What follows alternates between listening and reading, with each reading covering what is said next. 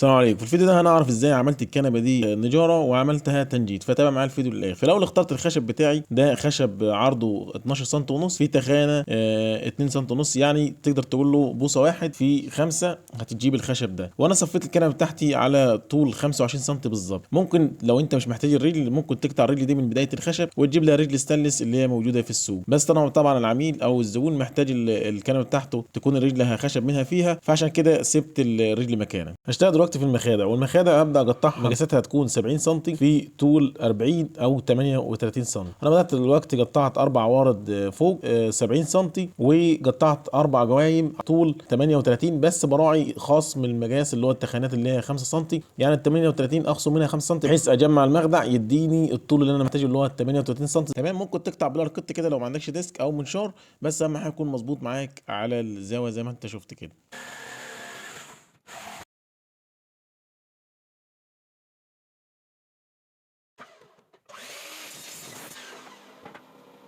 احنا قطعنا 4 جوايم زي ما احنا شايفين واربع عوارض من فوق، وبعد كده هنبدا نجمع. هتحط الجايم ده من تحت والعرضتين من فوق اللي هم 70 سم صافي، هيديك 70 في 38 سم. انا قلت الكنبه ضيقه، فعشان كده زودت فيها 10 سم، فخليت المخدع بتاعي 70، وهعمل الظهر 10 سم، فهيصفي معايا القاعده 60 سم. وبعد كده هبدا اجمع المخدع زي ما احنا شايفين كده.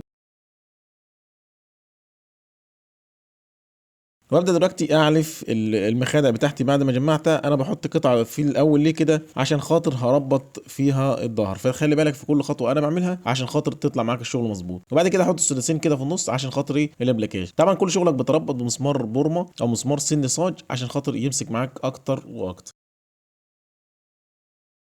بعد طبعا ما جمعنا المخدع هنبدا نجلده كده من داخل الكنبه. تمام. لو ما عندكش دباسه هتقدر تسمر بمسمار عادي زي ما انا سمرت كده. تمام كده. انا عملت المخدعين، وزي ما انتم شايفين قطعه الخشب اللي انا عملتها دي اللي انا هربط فيها الظهر، فانا خلي بالي ان انا دي هتخليها من ورا. ابدا اشيل الزياده اللي في الكنبه، وبعد كده اثبت المخدع بتاعي. طبعا بحبه غيره كده، وتبدا تربط المخدع بتاعك، بتظبط وانت على وش الكنبه كده مظبوط، وبتسيب الزياده اللي انا قلت لك عليها دي اللي هو اللي ورا دي، بتسيبها زياده معاك في الظهر.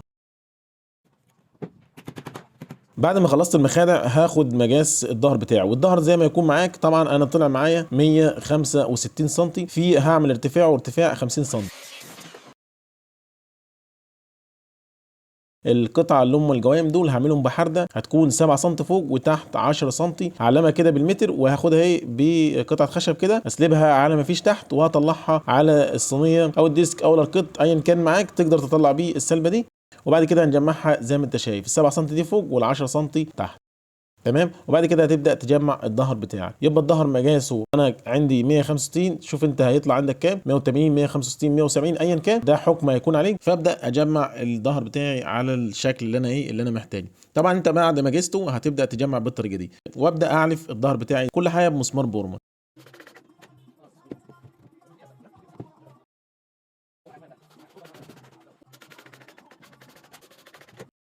وبعد كده هبدا اجلده بالابلكاش بتاعنا. طبعا انا سبت ليه الفارغ ده عشان خاطر اعدي منه القماش. انت ممكن صرخه ابلكاش كده عشان خاطر الشغل بتاعك يكون عادل على السفين تحطها، بس انا مش هحط صرخه ابلكاش لان انا طبعا عندي فضله، وانت لو عندك فضله حطها. وابدا انضفها باللوتر، بس انا مش عايزك تخش في الموضوع ده او في الدوامه دي، لان ممكن يكون ما عندكش لوتر، فممكن تحط قطعه الابلكاش زي ما أنا حطيتها في الاول كده هتمشي معاك الدنيا.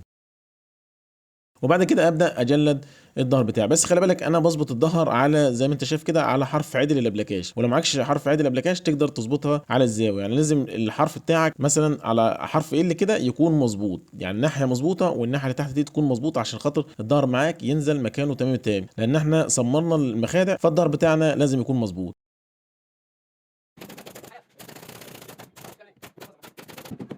واللي انا بقول لك عليه هو موضوع اللوتر، مش عايزك تخش في الموضوع ده. هو بص نظافه كده، طبعا انا عشان الورشه والحاجات دي فموجود عندي، فمش عايز اتعبك. لو مش موجود هتقدر تحط سلخ تركيز زي ما انا قلت لك. وبعد كده ابدا اعصب الشغل بتاعي زي ما انت شايف كده بقطعه خشب من ورا، وابدا اربطها. كده يعتبر انا خلصت الظهر بتاعي. بس انا بعد ما خلصت الظهر كنت بصراحه عايز اعدي القماش من ورا، بس انا هفك الظهر ده وهنجده بره. لقيتها فكره بصراحه جميله وهتريحني وهتريحكم، عشان كده ايه ربطت مسمارين بورما وسبتهم دلوقتي لحد ما اجي لموضوع التنجيد وافك الظهر وانجده بره. دي القطعه اللي انا قلت لكم عليها اللي انا زودت ال 10 سم، هبدا اربطها برده معايا تحت. ليه تحت؟ عشان تساوي معايا الظهر بالظبط، لان انا هعمله تشينز او ممكن تعمله قماش، فيكون القماش معاك عدل او التشينز يكون معاك عدل من الظهر. وابدا ااكد عليه كده او اثبت شغلي. طبعا انا خدت قطعه ابلكاش مسكت المخدع مع القطعه اللي تحت وبتخلي معايا الشغل حديد تمام التمام.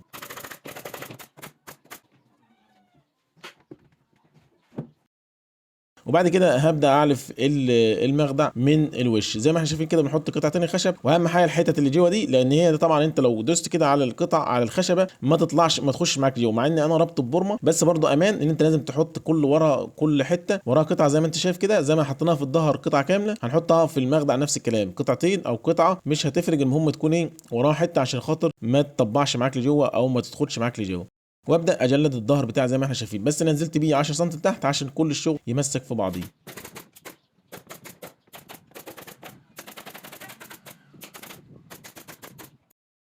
وبعد كده هاخد الوش بتاعي برضه نفس الكلام ابلكاش، عشان خاطر كده يعتبر انا كتفت المخدع بتاعي من كل ناحيه، لان المخدع ده هو اللي هيمسك لي الظهر.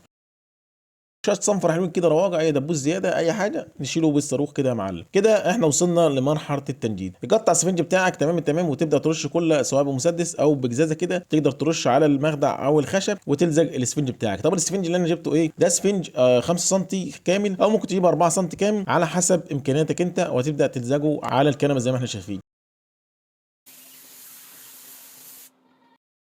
وفي الوش ده بيكون سفنج 3 سم، هبدا الزقه على الصدر وعلى المخدع زي ما احنا شايفين كده. ما تتكلش على نفسك، لو ما عندكش المسدس ده ممكن شويه الكله دول تمسكهم في جزازه كده هتسكب الجزازه، وبعد كده تبدا ايه بايديك كده تفضي مكان اللزق وتلزق السفنج بتاعك وهتقدم معاك الغرض ان شاء الله.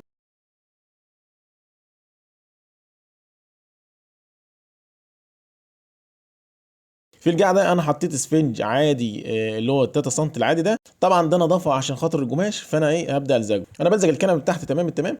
وطبعا زي ما قلت لكم الظهر انا سايبه متحرك، بس هنلزق السفنج بتاعنا وبعد كده هنبدا نفكه عشان خاطر نعرف مكان كل قطعه السفنج، واما نيجي نرده تاني يرد مكانه مظبوط تمام التمام. بصفحه منشار تقدر تقطع السفنج زي ما انت شايف. وفي المخدع هنلزقه 4 سم، ومن الداخل هيكون 3 سم زي ما احنا شايفين عشان ما عرضش المخدع معايا.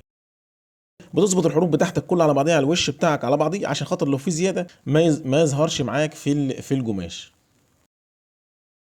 الموضوع لحد كده سهل جدا. انت تلزق الاسفنج زي ما انت شايف كده. موضوع التنجيد بالنسبه لك سهل من النجاره، يا رب بس انت تعدي مرحله النجاره وبعد كده موضوع التنجيد زي ما انتم شايفين كده ان شاء الله هيكون سهل عليك، وادوات ان شاء الله بسيطه. زي ما قلت لك الكله دي بجزازه هتقدر تلزقها، وان شاء الله الدبوس ده بدباسه عاديه تقدر تدبس بيها.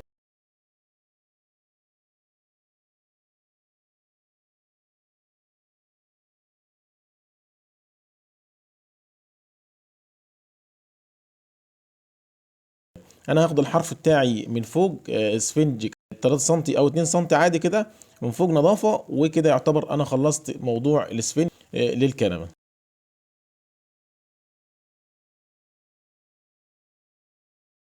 طبعا 12 سم ارتفاع، بس حاول تجيب حاجه نظيف يعني ما بعد ال 35 كثافه تقدر تشتغل على الشلته بتاعتك وانت مطمن. وبعد كده رحنا اخترنا القماش بتاعنا، واحنا اخترنا القماش ده اللي هو الجلد المقلوب ده.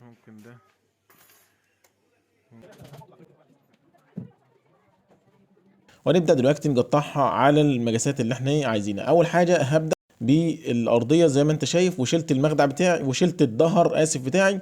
وبعد كده هبدا ادبس الارضيه بتاعتنا زي ما انت شايف كده. اقطع القماش وبعد كده ابدا ادبس الارضيه.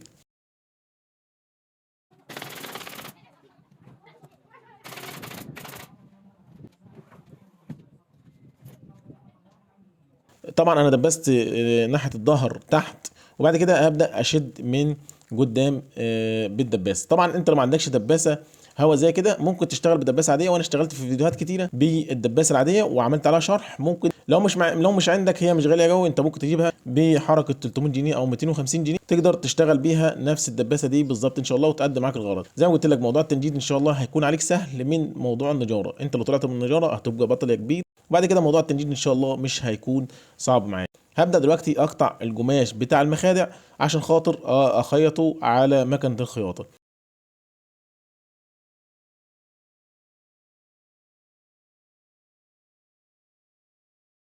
انا قطعت الداير القماش في الاول زي ما احنا شايفين كده، وبعد كده قطعت الوش بتاعه زي ما انت شايف. بس حاول تخلي القماشه بتاعتك ما تكونش مطاطيه كيل تحت عشان خاطر ما تعملش معاك كشكشه في القماش. فحاول تستعدل في موضوع القماشه ما تكونش فيها مطه زي ما انت شايف كده بايديك كده تدوس، ما تكونش فيها مطه ناحيه الخياطه.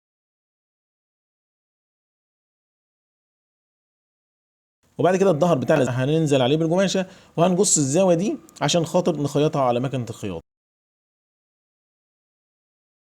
وكده يعتبر انا خيطت الشغل بتاعي كده تمام. هبدا البس المرتبه، وبعد كده هنروح للكنبه نبدا نلبسها المخادع والظهر.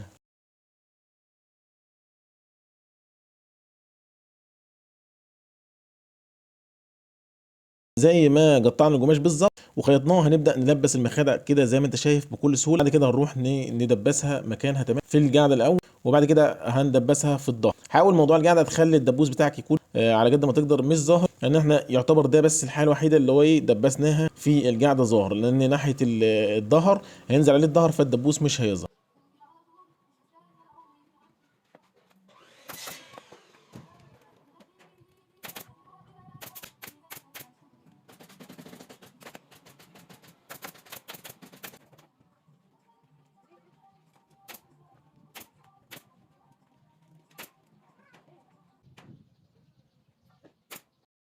وبعد كده هبدا افنش الشغل بتاعي زي ما احنا شايفين. بقطع كده قصاد المخدع بالظبط وادبس نظام دبوسين مخفيين كده، وانزل عليهم بالخياطه بتاع المخدع.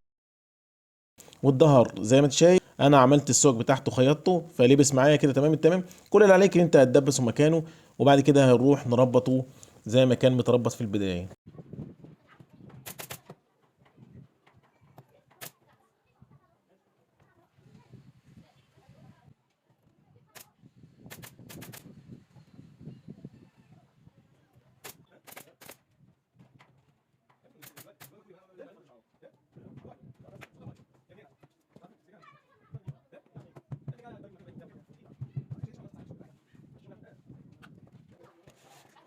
وبعد كده هبدا ارد الظهر بتاعي زي ما انتم شايفين، واربط في المخدع واربط من تحت، والشغل كده تمام هيكون معايا حديد تمام التمام.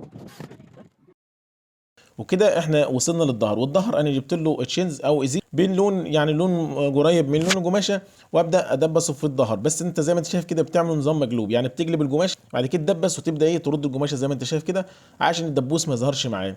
وفي ان انت ممكن تعمله بفتين برضه هيكون حاجه جميله، بس الفتين طبعا هيحتاج اللي هو تعمل الظهر بتاع القماش. لو في امكانيات معاك تقدر تعمل ظهر قماش توكل على الله واعمل قماش. بس الكنبه دي ناحيه خلفيه حيطه وبتاع، فمش شرط ان احنا ايه نعملها قماش وتكلف نفسك. تمام كده الرجل اللي احنا سيبناها هنبدا ننزلها مكان، هنبدا نعدل القماش منها وندبسها بسها. وكده احنا بنعمل الارضيه بتاعتنا بتاع الكنبه زي ما انتم شايفين كده اهو. يا رب اكون وصلت لك المعلومه صحيحه، ويا رب ما اكونش نسيت حاجه. لو نسيت حاجه اكتب لي في تعليق وانا ان شاء الله هرد عليك، وباذن الله تقدر تعملها بنفسك. ودي يعتبر اخر حاجه معانا اللي هي رجل الكنبه اللي هي تظهر الخشب دي. هنلفها طبعا بقطعه قماش عشان الشغل معانا يكون متقفل تمام التمام. وكده الحمد لله وصلنا ان احنا خلصنا الكنبه بتاعتنا. واشوفكم على خير ان شاء الله في فيديو جديد، والسلام عليكم ورحمه الله وبركاته.